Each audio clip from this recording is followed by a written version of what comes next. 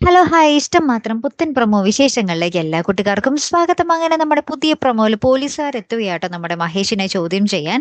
അപ്പൊ മഹേഷ് ഇങ്ങനെ കാര്യങ്ങളൊക്കെ പറയുമ്പോൾ അത് ഇഷിതയ്ക്ക് നേരെ ഉണ്ടായ ഒരു അപകട ശ്രമമായിട്ടാണ് പോലീസുകാർ അതിനുള്ള ഒരു നിഗമനത്തിൽ എത്തുന്നത് കേട്ടോ. അപ്പൊ നമ്മുടെ മഹേഷ് ഇത് കേട്ടിട്ട് ആകപ്പാടെ ഇങ്ങനെ ഞെട്ടി നിൽക്കുന്നൊക്കെയുണ്ട്.